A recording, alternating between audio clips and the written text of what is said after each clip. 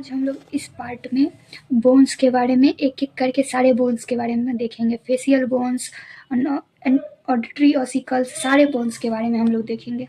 सबसे पहले हम लोग फ्रंटल और मेटाफिक सुचर यानी कि फ्रंटल बोन्स, फेशियल बोन्स के बारे में देखेंगे। फ्रंटल बोन्स जो कि फोरहेड के पार्ट्स हैं।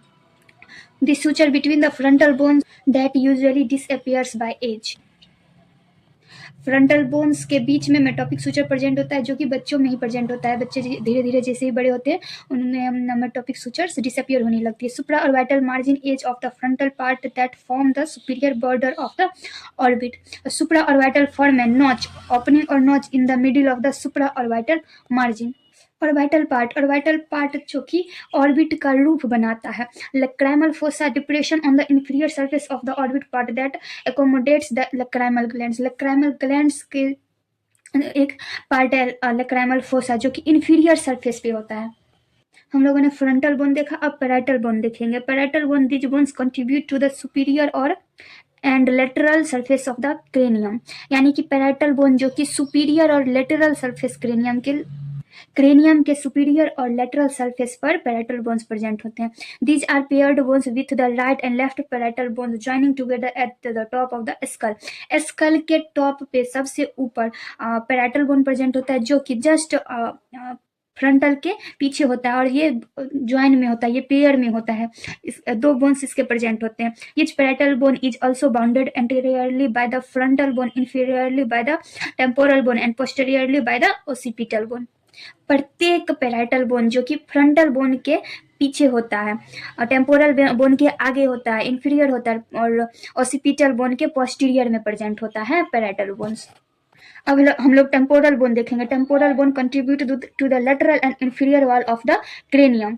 टेम्पोरल बोन जो कि लेटरल और इंफीरियर वॉल ऑफ क्रेनियम के लेटरल और इंफीरियर वॉल पे प्रेजेंट होता है, जो हमारे ईयर के आसपास प्रेजेंट होता है। Temporal bone can be divided into 3 parts. Temporal bone जो कि 3 पार्ट्स में डिवाइड होता है, स्क्वामस पार्ट, टिम्पैनिक पार्ट और पेट्रस पार्ट। टिम्पैनिक बोन्स हमने ईयर्स में भी पढ़ा है। Occipital bone contributes to posterior lateral inferior surface of the cranium। occipital bone जो कि posterior lateral और inferior surface cranium के प्रेजेंट होता है। Sphenoid bone जो middle of the skull towards the front and form the back of the orbit। Sphenoid bone जो कि बिल्कुल मिडिल में प्रेजेंट होता है, आगे से भी और पीछे से भी। It has been described as resembling a butterfly due to its wing-like process।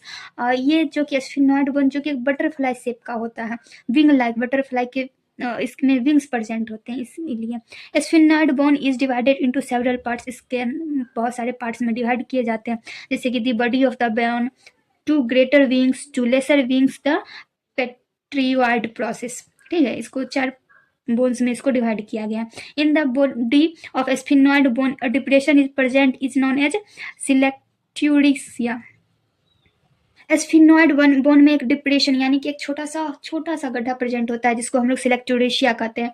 In this the pituitary gland present, जिसके अंदर पिट्यूटरी ग्लैंड प्रेजेंट होता है। Sella turcica is also known as hypophyseal fossa. Sella turcica को ही हम लोग हाइपोफिजियल फोजा भी कहते हैं।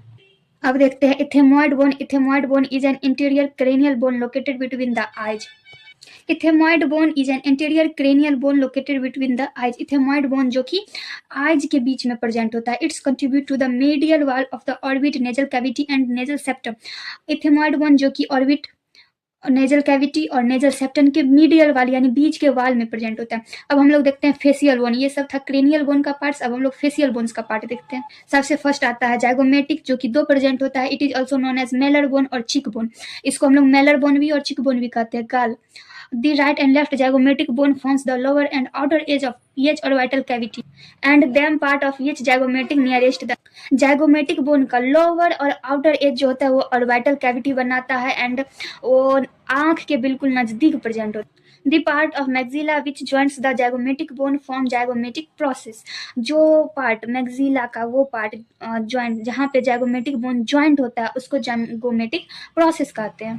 फेशियल बोन में आता है सेकेंड में मैक्सिला, इसके भी 2 होते हैं। This originate as a bone that fuse before birth. ये मैक्सिला जो कि बर्थ से पहले ही फ्यूज हो रहता है.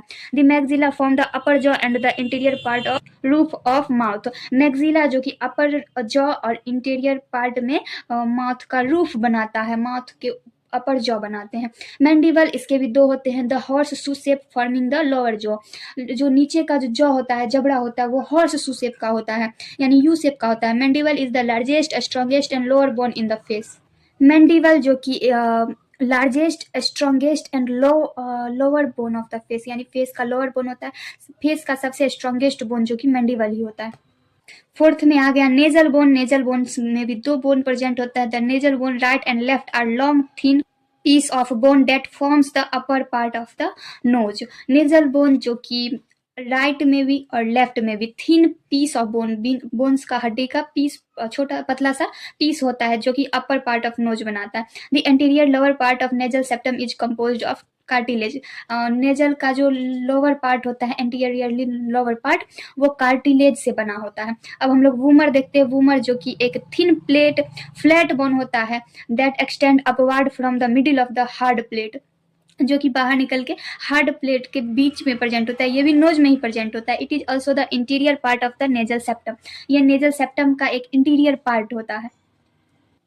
लैक्राइमल बोन ये भी दो प्रेजेंट होते हैं. These are two small bone are posterior and lateral to the nasal bone and form the orbital cavity. ये ऑर्बिटल कैविटी बनाता है. नेजल बोन्स के पोस्टीरियर और लेटरल पार्ट में ये प्रेजेंट होता है. दो स्मॉल बोन्स प्रेजेंट होता है. Inferior nasal कॉन्चा. The inferior nasal concha right and left are small like bone, like horizontal along the lateral wall of the nasal cavity.